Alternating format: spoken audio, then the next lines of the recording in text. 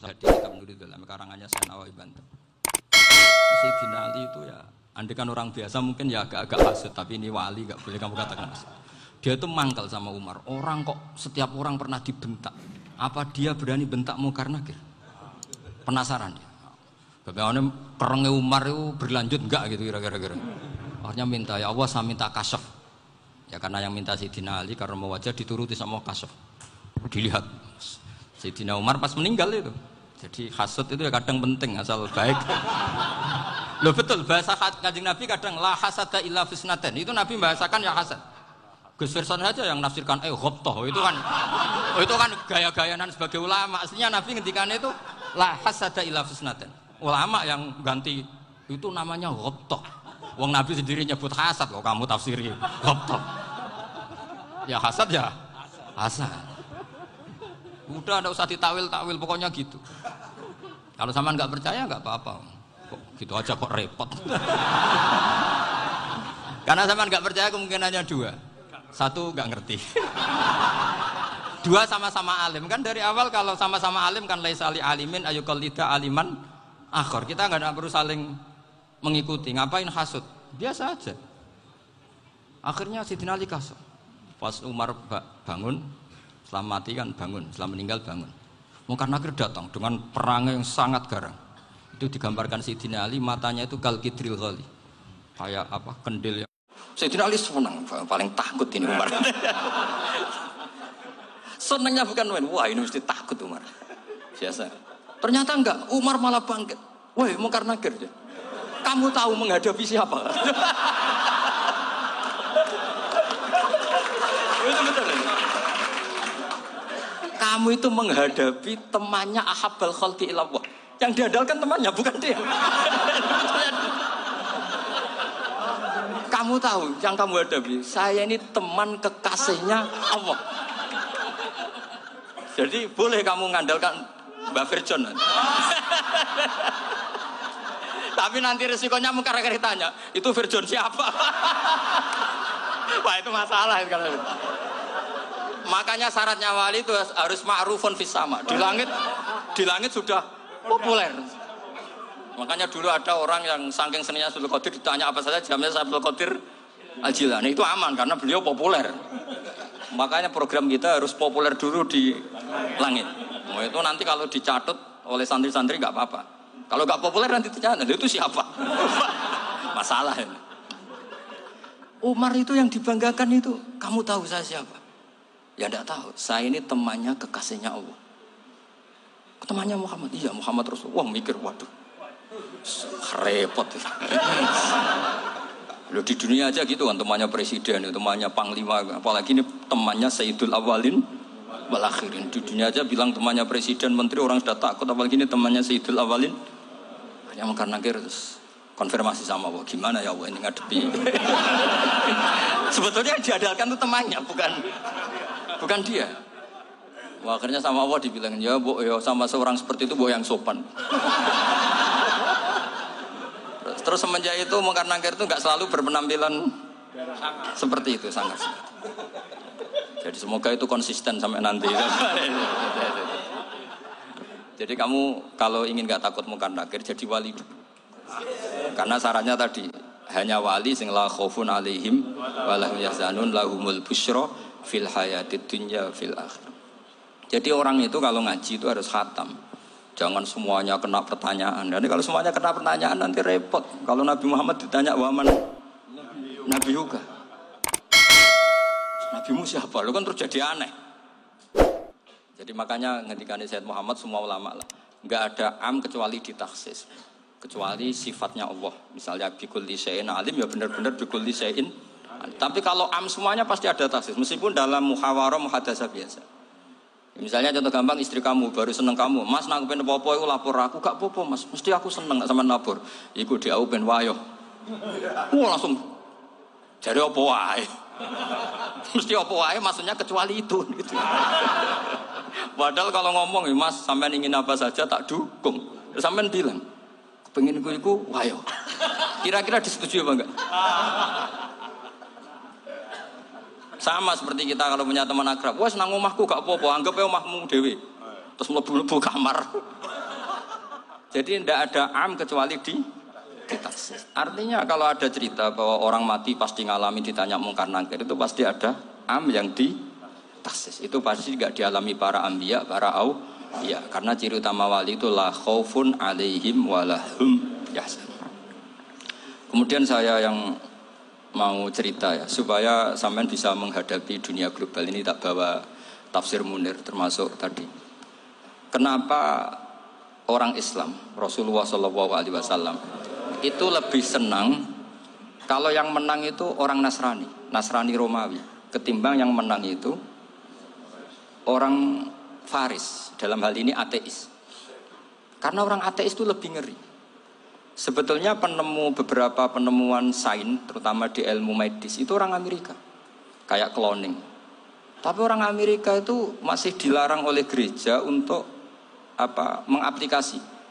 Karena nanti bayi cloning itu dipakai suku cadang.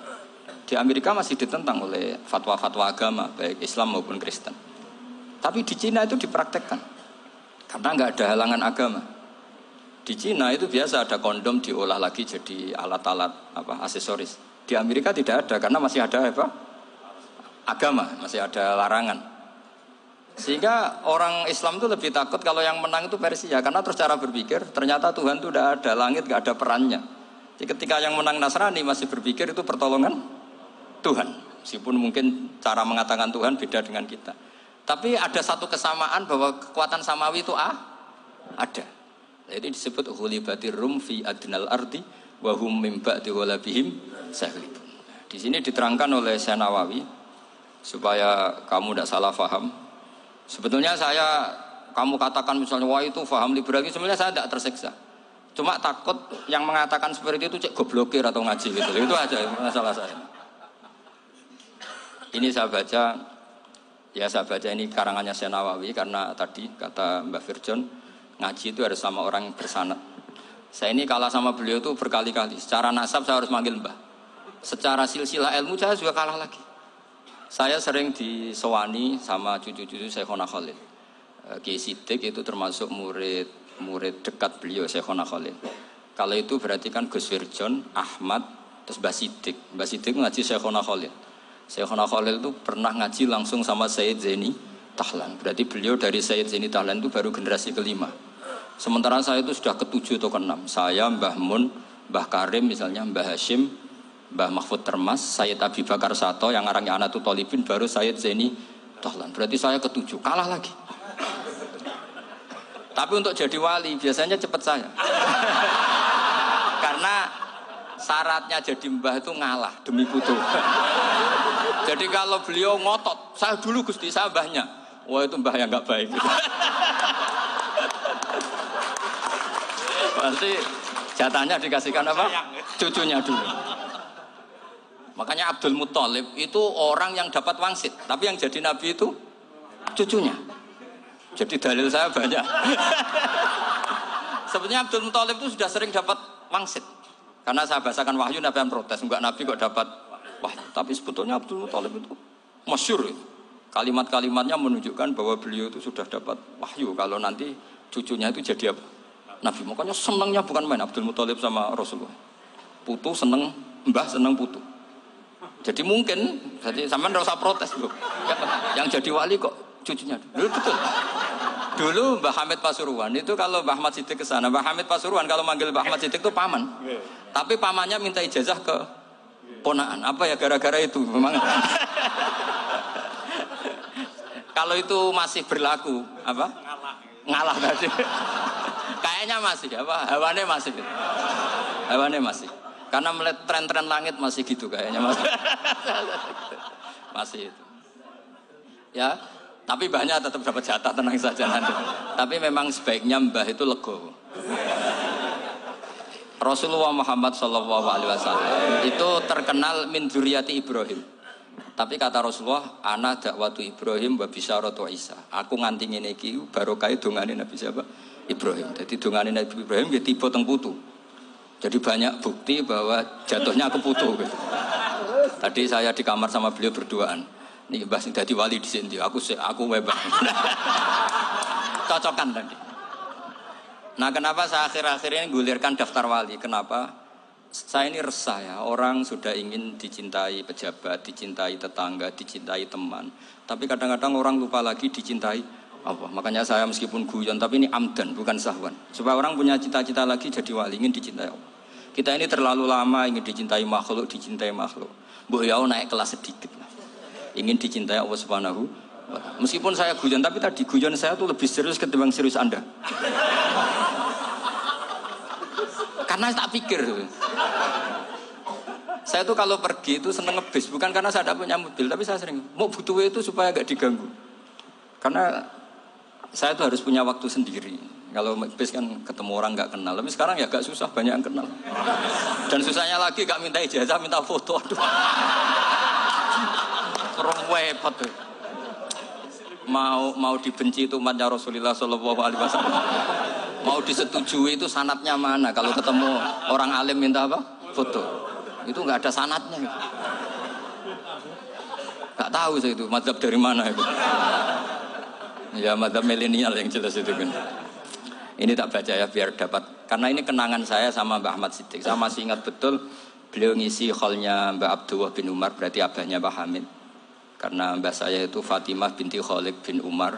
Kalau Mbah Hamid itu Hamid bin Abdullah bin Umar. Itu saya masih ingat betul zaman itu Mbah Hamid tiap khol di Lasem itu rawuh dan saya derek mbah saya karena masih misanan datang ke Lasem. Itu beliau pas itu ngisi sama Mbah Mun. Mbah Mun masih muda, Ki Ahmad Siddiq sepuh senior. Itu beliau cerita bahwa dulu ketika Indonesia dijajah Jepang itu para kiai mimpi dibacakan ayat Khulifatir Rum fi adnal ardi wa hum min ba'di walabihim. Terus ada kiai yang tanya, takwilannya gimana? Ya nanti Jepang pulang bukan karena kita yang mengalahkan, tapi Jepang ada yang mengalahkan sendiri, meskipun tidak kita. Kayak dulu Faris tidak dikalahkan Islam, tapi dikalahkan Romawi, tapi yang senang umat Islam. Wa yauma idzi yafrahul mu'min. Itu luar biasa ulama-ulama kita. Delalah kejadiannya Indonesia seperti itu. Yaitu kita tidak mengalahkan Jepang, tapi Jepang pulang sendiri karena dikalahkan apa? Sekutu. Ya ini saya baca. Ini tidak usah dicek bacanya benar apa enggak. Sudah aman apa? Aman. Karena kalau saya salah itu ya sengaja. Artinya ya sengaja saja. Ya biasa maksudnya. Saya kemarin ngisi di Pondok Peloso, di Pondok Al Munawir Jogja. Salah itu ada dua. Ada salah memang benar-benar salah. Itu enggak apa-apa, bisa dimakfu. Karena mesti sangke wong goblok salah yang terus itu. Ada salah bawaan ilmu, itu repot tuh dadaninnya. Karena misalnya kita yang biasa belajar qiraah sabah wayah sibuhu, mesti diulang lagi wayah sabuhu. Karena qiraahnya Imam Asim itu hasibah yah sabu bi fathis sin. Sementara kita kalau ngaji kitab kulino yahsib. Sehingga kita yang biasa belajar sabah itu kalau baca kitab itu kayak orang bingung. Kadang-kadang yang ngaji juga bingung. Gus Pak mau di bulan pilih. Ya tepat-tepatan. Ada yang mengatakan Gus Pak bingung. Ada yang mengatakan Gus Pak alim alama itu tepat-tepat nasib tadi. Karena memang ya sab'ah memang seperti itu. Misalnya kufuan itu Imam Asim baca kufuan. Tapi beliau punya murid namanya Syu'bah. Itu kalau baca kuf'an. Makanya kita itu ini kan khataman Quran ya. Jadi saya menyinggung sedikit tentang qiraah sab'ah. Tadi beliau juga sudah tak kasih kitab saya Hifdzuna Liyadal Mushaf. Sama tak ajari latihan sab'ah. Memang angel ya. Makanya yang nggak bisa itu wong pinter. Sudah tahu angel ya nggak usah diteruskan kan. Orang menghindari barang angel itu pinter apa goblok? Pinter. Berarti wong goblok pinter. Saya tuh makanya sama orang goblok tuh respect. Jadi orang alim tuh angel apa gampang? Angel. Menghindari barang angel pinter apa goblok? Loh, orang menghindari barang angel pinter apa goblok? Pinter. Berarti wong goblok pinter. Jadi saya sama orang-orang goblok itu respect. Sudah tahu jadi orang alim angel ya barang angel ya harus dihindari. Makanya saya ini insya Allah umatnya Nabi yang termasuk yang terbaik. Amin. Karena mencintai umatnya Nabi termasuk yang goblok. Itu tidak gampang itu. Karena tadi sudah tahu ya. Seperti itu loh orang naik panjat pinang itu yang naik karena ingin hadiah. Yang nonton sudah tahu wah licin kok dinaikin mau keplot ya. Tapi orang sepakat yang nonton juga pinter karena sudah tahu ribet kok. Tukun yang pasar kena lah apa mana. Sama juga gitu. Ngalim tafsir angel, ngalim fikih angel. Tapi karek ngaji ngerekam kan gampang. Itu pintar apa goblok? Pintar. Iya. Makanya kula niku mbok burohno ngono tok. Saya tadi dinasihati Mbak Firjon, muga-muga hati saya selamat. Saya itu meskipun kata orang banyak, muhibbin saya banyak, tapi saya insya Allah tidak riya. Saya itu pakai kitab namanya Tasbidul Fuad, itu karangannya Said Abdul Al-Haddad. Ketika beliau punya muhibbin banyak ditanya, bagaimana ya Habib Anda menjaga hati Anda? Jamnya Said Abdul Al-Haddad itu unik. Innama azzamu Allah. Mereka itu sebenarnya menghormati Allah. Cuma butuh sarana, dan itu saya. Jadi saya tahu sampean semua itu mencintai Quran, mencintai sunnah Rasul, mencintai hadis-hadis Rasul. Cuma sampean kan karena nggak paham, terus manfaatkan saya. Jadi sebenarnya saya ini korban. Korban. Jadi saya mau riak gimana? Korban kok mau. Bangganya di mana tuh? Coba sampean misalnya ngaji tafsir, belajar sendiri kan susah. Terkibnya susah, maknanya susah. Bahkan beli kitabnya kadang tidak kuat. Loh, untuk jadi alim tafsir itu kan harus beli kitab. Loh, saya sering belajar kitab itu jutaan. Tafsir Tobari, saya pernah beli kitab Fakhrur Razi itu berapa coba? 27 jilid. Karangannya Fakhrur, belum karangannya ulama modern, Imam Sya'rawi. Itu berapa jilid? Itu jutaan. Saya kemarin juga dihadiahi kitab Pak Quraish Shihab namanya Faidul Bari fi Syarhil Bukhari. Pak Quraish Shihab yang terkenal. Dia sering diskusi sama saya. Saya ngasih hadiah beliau ngasih hadiah saya. Oh itu harganya nggak kuat. Tidak kuat kadang di Indonesia nggak ada coba. Dan sama orang hebat menghindari kesulitan itu. Yang kesulitan itu, sebab ngaji ikut, kalau nggak paham dirukuk rekamannya sudah gitu. Pinter mana sampean sama saya? Pinter sampean kan? Bikin sosis susah, beli aja kok repot kan? Makanya nggak boleh orang bilang, wah aku goblok reso tafsir, aku wong pinter. Makanya nanti kalau saya ketemu Nabi tidak termasuk orang yang mentahkir orang Islam. Kafa bil mari isman ayah kira akhul muslim. Jadi cukup orang itu dosa kalau menyepelekan orang Islam. Termasuk darani sampean goblok itu dosa. Caranya nggak darani goblok ya tadi di logika tadi. Alim itu angel. Gendari angel itu pinter. Berarti wong bodoh. Pintar ya sudah gitu. Tapi tetap bodoh. Tapi ini satu cara untuk saya respect gitu. Coba orang yang ngaji tafsir saya banyak, mungkin ribuan. Itu sebetulnya mencintai Quran. Karena Quran adalah kitab suci yang panduannya umat Islam. Sangat mencintai Quran. Terus kemudian mereka nggak paham. Terus mencari orang yang memahamkan. Burohno lah cara Jawane. Terus keren saya itu di mana coba? Lah terus mereka kurang ajarnya gini, kalau paham itu ya alhamdulillah paham. Wah nak ngaji Gus Bae ngono tok. Tapi nek ora paham, ora nyalano akal ya. Mari Gus Bae nerangno cepet mulane gak paham. Ora kok nyalano teke sing lelet tuh. Oh itu kan masyaallah naudzubillah tenan. Sebetulnya tingkat kurang ajarnya tinggi Gus sebenarnya. Jadi kalau enggak paham itu kadang enggak nyalahno uteke. Kayak mau misalnya, mau mari mikir ra jelas. Padahal misalnya jelas ora mesti paham bodoh. Paham ya? Jadi kata Sayyid Abdul Haddad, innama azzamu Allah. Sebenarnya mereka itu sangat menghormati Allah. Makanya kita enggak perlu mengatakan wasilah itu kafir, enggak akan. Karena orang tawasul sama Rasulullah itu ingin dapat ridhonya Allah lewat orang yang dicintai Allah. Kita mencintai wali sebenarnya, wah itu kekasih Allah. Kita mencintai itu karena mencintai Allah. Sama seperti gini. Kamu mencintai kangkung apa enggak? Sebenarnya sama sekali enggak. Tapi kamu ingin sehat, ada asupan gizi. Kamu ingin tubuh kamu sehat, butuh asupan gizi. Kemudian kamu makan kangkung. Apa terus kamu cinta kangkung kan enggak? Cinta kesehatan kamu sama. Orang yang mencintai saya sebenarnya ingin kepuasan rohani. Saya kan termasuk kiai yang torekonya gampang. Ini swarga, kan akhirnya penggemarnya banyak. Coba kalau kamu ini neraka. Jadi sebetulnya Anda mencintai kepuasan Anda sendiri. Nah, saya ini korban. Makanya untuk masuk surga cepat saya, korban itu cepat. Da'watul mazlum la turaddu kan gitu. Laisa bainahu wa bainallah hijab. Jadi saya kalau donga langsung seret langit. Karena mazlum. Saya sinau tafsir itu Pak, sampean bayangkan ada tafsir itu sudah 27 jilid. Sekarang Fakhrur Razi itu bulatnya bukan main. Karena dia ahli filsafat. Bulatnya masyaallah. Sudah gitu sinau Jalalain kadang dikomen oleh Sawi. Sudah kita percaya Jalalain jebule dibuli Sawi. Percaya Sawi dikandani, "Oh iku Maliki ra Sawi." Oh, ribet. Sudah gitu sinau Qurtubi, sinau tafsir Tabari itu susahnya. Belinya susah, belajarnya susah. Padahal saya punya keluarga, punya istri, punya anak. Bayangkan kalau istri saya rewel kayak istri sampai. Wah itu. Tapi alhamdulillah enggak. Sama sekali enggak. Allah sudah milihkan, wah ini bahaya kalau punya istri rewel. Imam Sibawai itu kitabnya banyak, tapi yang terbukukan hanya kitab Sibawai. Karena beliau kalau sudah belajar lupa istri. Hanya pas beliau di pasar, kitabnya dibakar semua sama istrinya. Karena dianggap saingannya. Ternyata yang dicerai tidak kitabnya, malah istrinya. Itu Imam siapa?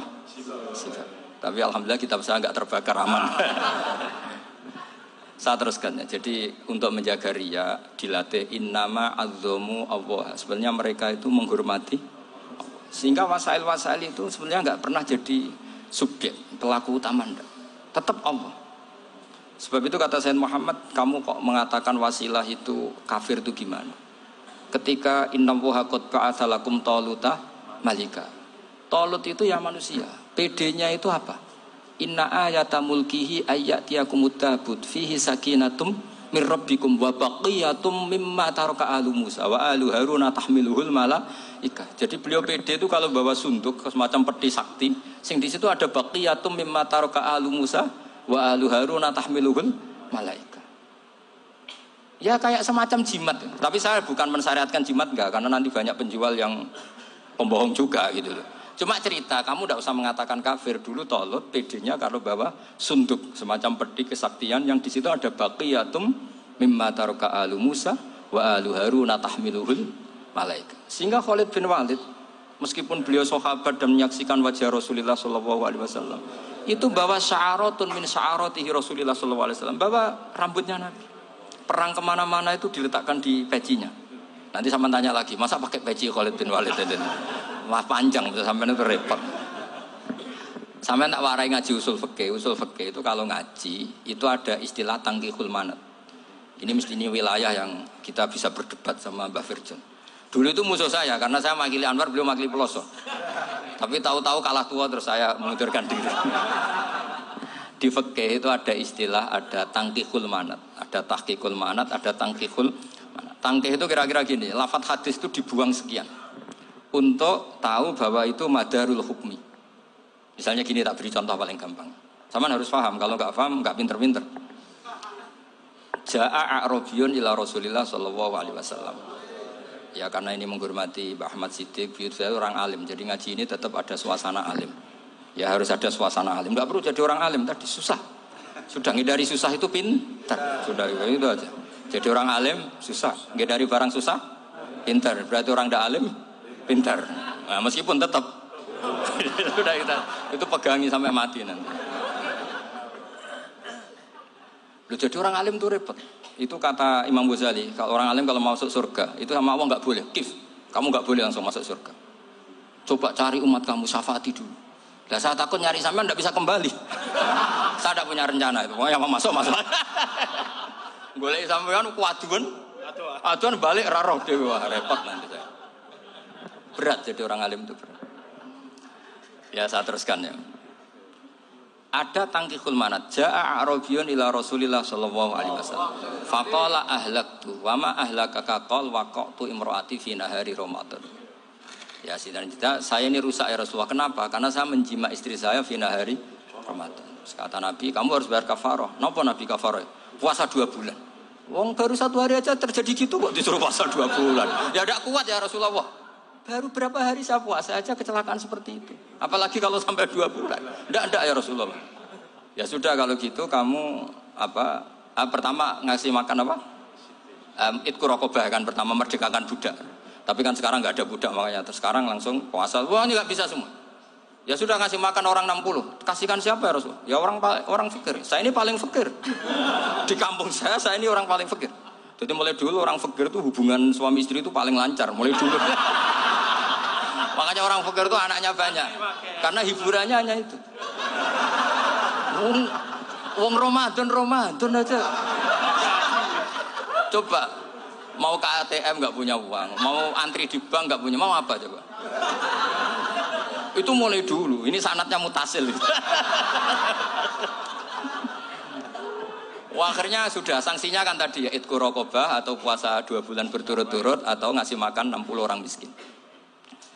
Lalu kata ahli usul fikih, kata A'rabi dibuang. Enggak menjadi catatan hukum. Orang kota pun kalau melakukan itu juga kena sanksi yang sama. Imro'atau juga dibuang. Andai kan itu dilakukan untuk amatnya juga ketentuannya sama. Nah, sekarang perdebatan antara Imam Syafi'i dan Imam Malik begini. Sekarang pertanyaan gini, jima istri itu hukumnya boleh apa haram? Boleh kan? Lalu kalau ada orang tanpa udzur kemudian makan siang-siang, cara Imam Malik hukumnya sama, harus kena sanksi yang sama. Karena sama-sama hadku hurmati Ramadan bi ghairi udzrin syar'iyyin. Sama-sama merusak hukum Ramadan tanpa udzur syar'. Lo jima itu tidak zina. Kan hukumnya jaiz. Nah, sekarang makan hukumnya jaiz, harusnya juga kena ketentuan yang sama. Cara pikirannya Imam Malik. Nah, alhamdulillah Imam Syafi'i gak setuju. Wah, cara setuju repot. Bahkan orang-orang Syafi'i sudah punya khilaf. Kalau gitu minum dulu. Iya, biar gak kena. Iya, biar iftarnya pakai minum. Setelah minum baru jima kan. Ini sudah menyiapkan khilafnya. Ini khas Syafi'i ini, bongsong rekayasa hukum.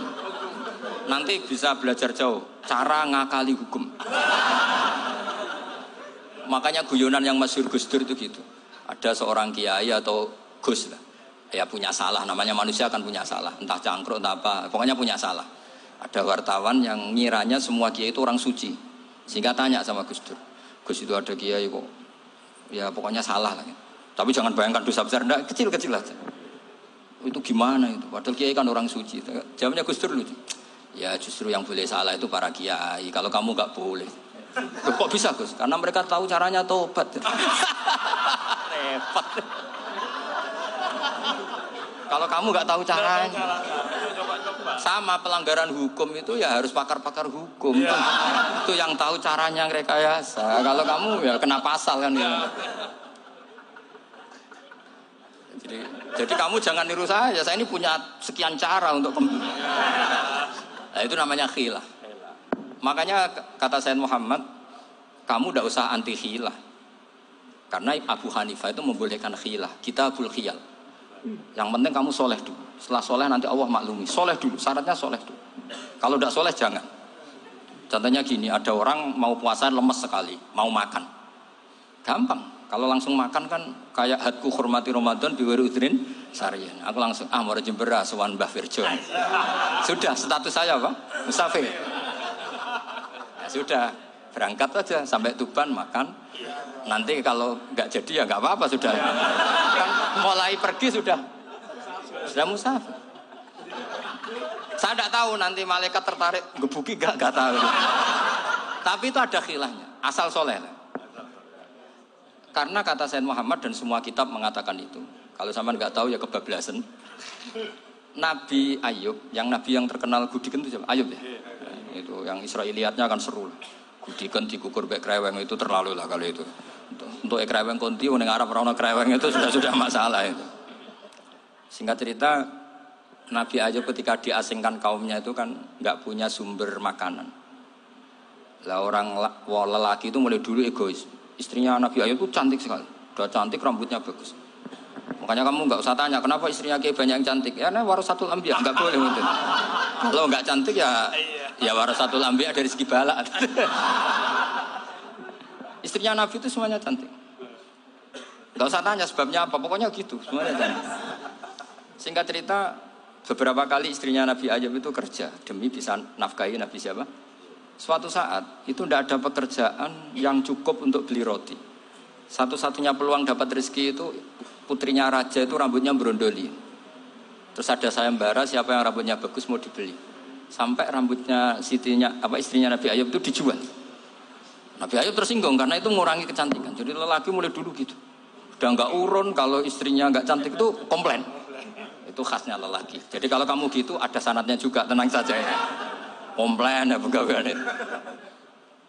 Saking mangkelnya Nabi Ayub terus ngendikan la adriban naki mi'ata sautin. Kamu akan saya pukuli dengan mi'ata sautin atau dengan 100 cambukan.